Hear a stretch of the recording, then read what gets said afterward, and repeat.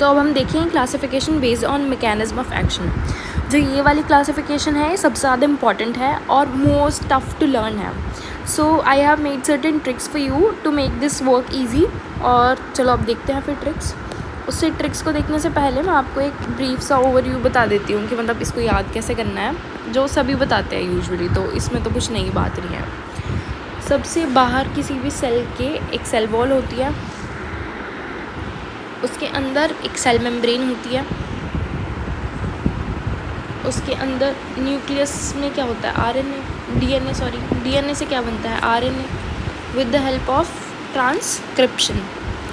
जब ट्रांसक्रिप्शन से आरएनए बनेगा तो बहुत सारे एंजाइम यूज़ होंगे, उनमें से एक एंजाइम होता है गायरेज या टोपोआइसोमेरेज, डीएनए गायरेज, टोपोआइसोमेरेज।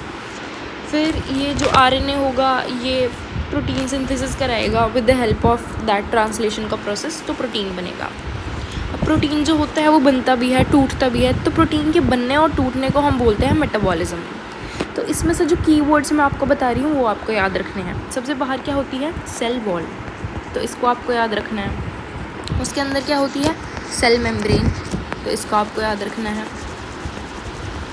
उसके अंदर क्या होता है, न्यूक्लियस, लेकिन हमें न्यूक्लियस याद नहीं रखना, हमें क्या याद रखना है कि जो डीएनए से आरएनए बन रहा है उसमें जो एंजाइम यूज़ हो रहा है, डीएनए से डीएनए अगर एप्लीकेशन के थ्रू भी तुम बनाओगे तो उसमें भी एक एंजाइम यूज़ होगा, दैट इज़ डीएनए गायरेज या टोपोआइसोमेरेज। टोपोआइसोमेरेज क्या करता है, ये सुपर कॉइलिंग ऑफ डीएनए जो होता है उसको प्रिवेंट करता है। मतलब कि एक डबल हेलिक्स स्ट्रक्चर है ये, तो अब तुम्हें यहाँ पे रेप्लिकेशन करनी है, तो अगर तुम यहाँ से खोलते जाओगे ना तो इधर इधर वाले की और ज़्यादा सुपर कॉइलिंग होती जाएगी। तो हमारा टोपोआइसोमेरेज क्या करता है, वो कट करता है, अनकॉइलिंग करता है और वापस से स्टिक करवा देता है। This is the work of topoisomerase. तो एक तो तुम्हें याद करना है टोपोआइसोमेरेज, ठीक है। फिर उसके बाद प्रोटीन बन रहा है ना, तो प्रोटीन सिंथेसिस, और प्रोटीन के बनने और टूटने को हम मेटाबॉलिज्म बोल देते हैं, तो मेटाबॉलिज्म, ठीक है। तो ये है पूरा का पूरा classification based on mechanism of action, जिसमें आपको cell wall, cell membrane, topoisomerase, protein synthesis और मेटाबॉलिज्म जो होता है वहाँ पे देखना है। तो classification of antimicrobial based on mechanism of action, तो कुछ तो इनमें से होते हैं सेल वॉल इनहिबिटर्स, कुछ होते हैं सेल मेम्ब्रेन पे जो एक्ट करते हैं, कुछ होते हैं जो डीएनए गायरेज को इनहिबिट करते हैं, कुछ होते हैं जो मेटाबॉलिज्म जो होता है उसको इनहिबिट करते हैं, कुछ होते हैं जो प्रोटीन सिंथेसिस जो होती है उसको इनहिबिट करते हैं। So this is all that I had to tell you, जिससे कि आपको याद हो जाए। तो अब हम देखते हैं आगे। सबसे पहले हम देखते हैं सेल वॉल इनहिबिटर, क्योंकि सेल वॉल सबसे बाहर है, तो देख लेते हैं। उसके लिए हम देखेंगे ये पिक्चर। इस पिक्चर में आपको क्या दिख रहा है, cell wall. Cell wall means ये वाली वॉल, तो आप सेल वॉल से इस पिक्चर में याद रखेंगे ये वाली वॉल, ठीक है। इस वॉल के एक साइड जो है वो बच्चा खड़ा है, ये बच्चा किसी ना किसी का बेटा होगा, तो ये हो गया हमारा बेटा। ये है सेल वॉल, तो सेल वॉल इनहिबिटर हम इससे याद रखेंगे। ये क्या है, हमारा बेटा। यहाँ पे क्या है, फॉस्फोरस की वैन है, फॉस्फोरस की क्या है, वैन है, और इसके अंदर कौन बैठा है, बैक्टीरिया बैठा है। अगर आप बैक्टीरिया के इधर देखोगे तो एक साइकिल भी पड़ी है। तो आपको ये जो पिक्चर है ये याद रखनी है। सेल वॉल इनहिबिटर्स आप ये कैसे याद रखोगे, क्योंकि बीच में सेल वॉल है, सेल के इधर कौन है, एक बेटा है, मतलब एक बच्चा है, और बेटा ही है, मतलब तुम्हें बेटा ही याद रखना है, किसी का बेटा खड़ा है। सेल वॉल के उधर क्या है, एक बैक्टीरिया है जो कि फॉस्फोरस की वैन में बैठा है, और उसके इधर साइकिल भी पड़ी है, ठीक है। बस तुम्हें ये याद रखना है। तो बेटा से हमारा, तो सबसे पहले हम देखेंगे सेल वॉल को। सेल वॉल से हो जाएगा सेल वॉल इनहिबिटर्स, बेटा से हो जाएगा हमारा बीटा लैक्टम्स, बीटा, तो बेटा का बीटा लैक्टम्स हो गया। वैन से क्या हो जाएगा, वैनकोमाइसिन। फॉस्फोरस से क्या हो जाएगा, फॉस्फोमाइसिन। और बैक्टीरिया से क्या हो जाएगा, बेसिट्रेसिन। और साइकिल से क्या हो जाएगा, साइक्लोसीरीन। इतना याद रख लोगे।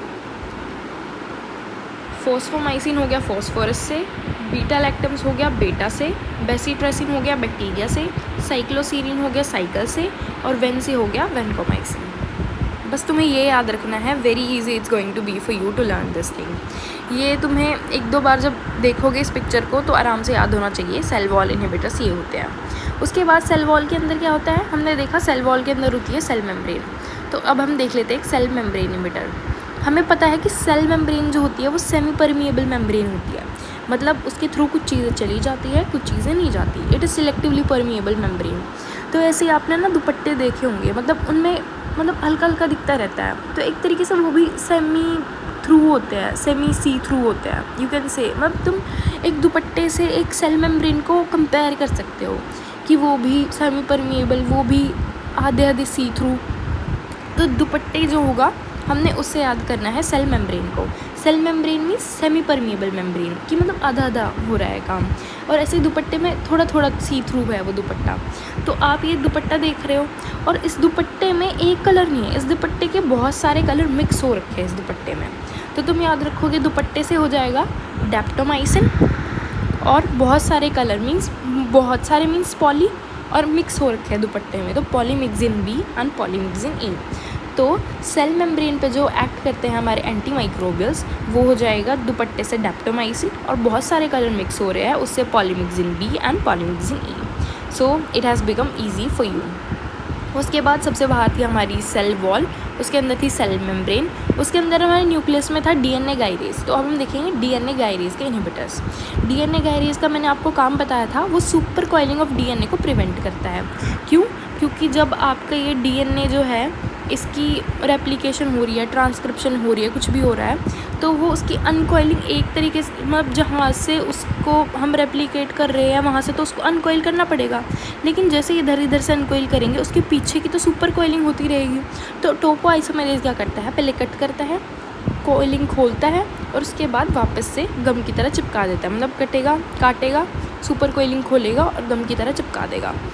तो ये हम देख सकते हैं कि अब ये तो इनिबिट हो गया, डीएनए गायरेज तो इनिबिट हो गया, तो सुपर कोइलिंग जो हुई है वो इनिबिट नहीं हो पाई, क्योंकि डीएनए गायरेज इनिबिट हो गया, जिसकी वजह से क्या हुआ, ये जो क्वीन है, क्योंकि इसके सर पे ताज है तो ये क्वीन ही होगी, ये क्वीन जो है इस डीएनए की सुपर कोइलिंग के अंदर वो हो गई, क्या होता है, एंटेंगल हो गई, और ये बेचारी फ्लोर पे गिर पड़ी। ये क्वीन जो है वो सुपर कॉइलिंग ऑफ डीएनए में एंटेंगल हो गई, क्योंकि हमारा डीएनए गायरेज जो है वो इनहिबिट हो चुका है, और वो कहाँ पे गिर पड़ी, फ्लोर पे गिर पड़ी। और उसके पास ही आपको ये दिख रही होगी, ये क्या है, ये नाली है ना, तो ये नाली चल रही है। सो दिस इज़, तो डीएनए गायरेज इनहिबिट हो रहा है, जिसकी वजह से सुपर कॉइलिंग होगी। सुपर कॉइलिंग हो गई तो हमारी क्वीन जो है वो उस सुपर कॉइलिंग ऑफ डीएनए के अंदर एंटेंगल हो गई और फ्लोर पे गिर पड़ी, और क्वीन के पास ही नाली चल रही है। तो अब देखते हैं हम इसके कैसे याद करेंगे। तो डीएनए गायरेज इनहिबिटर से हम ये देखेंगे कि हाँ डीएनए गायरेज इनहिबिट हो जाएगा तो अनटेंगलिंग ऑफ डीएनए बहुत ज़्यादा हो जाएगी। फिर क्वीन जो है वो फ्लोर पे गिर गई, तो उससे हम याद रखेंगे फ्लोरोक्विनोलॉन्स, और जो नाली है वो चल रही है क्वीन के पास ही, तो उससे हम याद रखते हैं नैलीडिक्सिक एसिड। ठीक है, तो डीएनए गायरेज इनहिबिटर में आएगा फ्लोरोक्विनोलॉन्स, क्योंकि क्वीन जो है वो फ्लोर पे गिर गई है और उसके पास नाली चल रही है, तो ये हो जाएगा नैलीडिक्सिक एसिड, नैलीडिक्सिक एसिड। ठीक है, तो जो नैलीडिक्सिक एसिड है ये यूरिन वगैरह की प्रॉब्लम में, यूटीआई इन्फेक्शन या जीआईटी के इन्फेक्शन जो होता है इनमें यूजुअली देते हैं। अब देखो नाली में क्या होता है, नाली में होता है लोगों का मलमूत्र, मतलब यूरिन, फीसेस, ये सारी चीज़ें होती हैं। तो हम यूटीआई या जीआईटी में अगर कोई प्रॉब्लम होगी तभी हम देंगे नैलीडिक्सिक एसिड। समझ में आ गया? सो ये हो गया हमारा डीएनए गायरेज के इनहिबिटर। अब हम क्या करेंगे, अब हम प्रोटीन सिंथेसिस इनहिबिटर जो होगी वो देखेंगे, क्योंकि अब प्रोटीन बन रहा है ना, उससे फिर डीएनए से आरएनए बना, आरएनए से प्रोटीन बना through the process of translation. तो अब प्रोटीन सिंथेसिस इनहिबिटर्स जो होंगे उनको देखेंगे हम। हमें पता है जो प्रोटीन सिंथेसिस होती है उसकी राइबोसोम्स की 2 यूनिट होती है, एक 30S राइबोसोम्स और एक 50S राइबोसोम्स। ये होता है यूकैरियोट में, बाकी सॉरी ये होता है प्रोकैरियोट में। यूकैरियोट में 60 और 40S होता है, आई एम सॉरी। तो एक 30S राइबोसोम्स होता है बैक्टीरिया में, एक 50S राइबोसोम्स होता है बैक्टीरिया में। तो दोनों की कैटेगरी के जो ड्रग्स है वो अलग अलग है। कुछ प्रोटीन सिंथेसिस को इनहिबिट करेंगे 30S राइबोसोम्स पे एक्ट करके, कुछ प्रोटीन सिंथेसिस को इनहिबिट करेंगे 50S राइबोसोम्स पे एक्ट करके। तो सबसे पहले हम देखेंगे 30S राइबोसोम्स का। तो प्रोटीन का हमें सीधा ये देखना है कि प्रोटीन मीन्स प्रोटीन का डब्बा। यूजुअली जो लोग जिम जाते हैं वो प्रोटीन खरीदते ही है। तो अगर कोई सस्ते वाले लोग होंगे तो वो सस्ते वाला प्रोटीन खरीदेंगे, अगर महंगे वाले लोग होंगे तो वो महंगे वाला प्रोटीन खरीदेंगे। तो 30S वाला है इनहिबिटर 30S राइबोसोम इनहिबिटर है वो सस्ते वाला प्रोटीन खरीदने जाएंगे, और जो 50S राइबोसोम इनहिबिटर है वो महंगे वाला प्रोटीन खरीदने जाएंगे। तो पहले सस्ते वाले प्रोटीन की बात करते हैं। ये जो सस्ते वाला प्रोटीन है ये अंकल दे रहे हैं इस कम एज के बच्चे को, और इस बच्चे की जो साइकिल है उस पर 4 पहिए हैं, ठीक है। तो मेरी एक बात सुन लो, जो ये एज शब्द मैं हमेशा इसमें यूज़ करूँगी एज, तो ये हमेशा अमाइनो ग्लाइकोसाइड्स के लिए होगा। ये मतलब याद रख लो, अभी ये पूरी की पूरी एंटी माइक्रोबियल जो यूनिट चलेगी इसमें जो एज वर्ड मैं यूज़ करूँगी इट विल बी फॉर कम एज वाला बच्चा, कोई एज अमाइनो ग्लाइकोसाइड्स, ठीक है। अमाइनो ग्लाइकोसाइड्स एज AGE और अमाइनो ग्लाइकोसाइड्स, ठीक है, बस ये याद रख लेना, ठीक है। तो ये बच्चा जो है गरीब सा दिख रहा है, इसने इस अंकल को 30 रुपये दिए और बोला कि मेरे को 30 रुपये का प्रोटीन दे दो, क्योंकि गरीब है तो इसलिए सस्ते वाला प्रोटीन लेगा। तो उसने ये 30 रुपये का प्रोटीन इस बच्चे को दे दिया, और ये बच्चा आया था 4 पहियों वाली साइकिल पे, 1 2 3 4। तो कम एज का बच्चा, इसका मतलब अमाइनो ग्लाइकोसाइड्स आ गया 30S में, और कितने पहियों वाली साइकिल पे आया था वो 4 पहियों वाली, तो 4 मतलब टेट्रा, तो टेट्रासाइक्लिन्स अमाइनो ग्लाइकोसाइड्स। तो ये हो गया 30S राइबोसोम्स। 30S राइबोसोम्स में क्या था, बच्चा गरीब था, वो 4 पहियों वाली साइकिल पे आया था, तो टेट्रासाइक्लिन्स, और उसकी कैसी एज थी, उसकी कम एज थी, बच्चा जो है वो कम एज का है, तो AGE amino glycosides. You have to learn it like this. उसके बाद हम देखते हैं 50S राइबोसोम्स इनहिबिटर। अब 50 रुपये का प्रोटीन अगर कोई ख़रीदने जा रहा है तो अमीर होगा बंदा, सही बात है। तो अब हम देख लेते हैं 50 रुपये के प्रोटीन वाले की ट्रिक। अब ये बंदा जो है ये 50 रुपये का प्रोटीन लेने आया, साथ में इसको फेविकॉल भी लेके जाना था, ठीक है। कोई दुकान पे गया ये बंदा, इसका नाम था राम, और ये किसी दुकान पे गया 50 रुपये का प्रोटीन लेने और साथ में फेविकॉल लेने। तो ये तो अमीर मतलब ये अमीर नहीं है, ये क्वीन का जो सेवक होता है ना, ये वो है, ठीक है। तो ये बंदा जब प्रोटीन ले रहा था तो इसका दोस्त आता है, तो उस दोस्त ने इसको बोला कि जल्दी जल्दी चल राम फेविकॉल लेके। क्यों? अब उसने जल्दी जल्दी चलने को क्यों बोला? क्योंकि जो क्वीन है जिसके लिए फेविकॉल लेके जा रहा है, उस क्वीन का जो प्रीस्ट मीन्स पता है आपको? प्रीस्ट मीन्स उसका पूजा करने वाला, जो मंदिर में पूजा है, तो क्वीन की कहीं पूजा चल रही होगी। तो ये बंदा बोलता है चलो राम जल्दी जल्दी फेविकॉल लेके, प्रोटीन तो बाद में भी आता जाएगा। क्योंकि जो क्वीन का प्रिस्ट है वो झोली फैला के लाइन में खड़ा है, ठीक है। तो 50 रुपये का प्रोटीन ये बंदा लेने आया है रानी के लिए, क्योंकि रानी तो अमीर है। तो रानी के लिए जब ये 50 रुपये का प्रोटीन लेने आया है, उसके साथ फेविकॉल भी लेने आया है, तो इसका दोस्त पीछे से आता है, बोलता है चलो राम फेविकॉल लेके जल्दी जल्दी, क्योंकि जो क्वीन है उसका जो प्रीस्ट है वो लाइन में झोली फैला के खड़ा है। समझ में आ गया? तो 50S राइबोसोम्स के हम कैसे याद रखेंगे? ये क्या बोल रहा है, चलो राम फेविकॉल लेके, तो चलो CHALO तो व्हाट्सएप वगैरह पे जब तुम चैट करते हो कोई नहीं लिखता, CHLO SCHL स्कूल, तो चलो राम फेविकॉल लेके, तो क्लोरैम फेनिकॉल, चलो CHLO राम मतलब राम, और फेविकॉल से हो जाएगा फेनिकॉल, तो क्लोरैम फेनिकॉल, चलो राम फेविकॉल लेके, ठीक है। अब जो 50 है वो बड़ा पैसा है ना, 30 से तो बड़ा ही है, तो बड़ा पैसा है तो मैक्रो पैसा है, तो मैक्रोलाइड्स, ठीक है, क्योंकि ये बड़े आदमी है, बड़ा पैसा है, तो मैक्रोलाइड्स। अब फेविकॉल किस चीज़ के काम आता है? फेविकॉल आता है ना चिपकाने का काम, चिपकाने को इंग्लिश में बोलता है cling, he is so clingy, तो क्लिंडामाइसिन, क्लिंडामाइसिन। फेविकॉल किस चीज़ के काम आता है? चिपकाने के, तो क्लिंडामाइसिन। किसके लिए फेविकॉल ले जा रहे थे हम? क्वीन के प्रीस्ट के लिए, क्वीन के पुजारी को कोई पूजा करनी होगी तो उसके लिए, तो क्वीन प्रिस्टीन, और वो कहाँ खड़ा है क्वीन का प्रिस्ट? लाइन में झोली फैला के, तो लाइनेजोलाइड या लाइनेजोलिड भी बोलते हैं कोई इसको, ठीक है। तो 50S राइबोसोम्स इनहिबिटर में हो जाएगा चलो राम फेविकॉल लेके क्लोरम फेनिकॉल।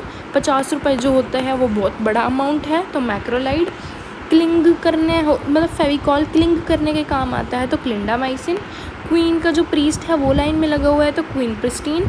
और वो जो क्वीन का प्रीस्ट है वो लाइन में कैसे फैला के खड़ा है? झोली फैला के खड़ा है, तो लाइनेजोलाइड, लाइन में झोली फैला के खड़ा है, लाइनेजोलाइड, झोली, ठीक है।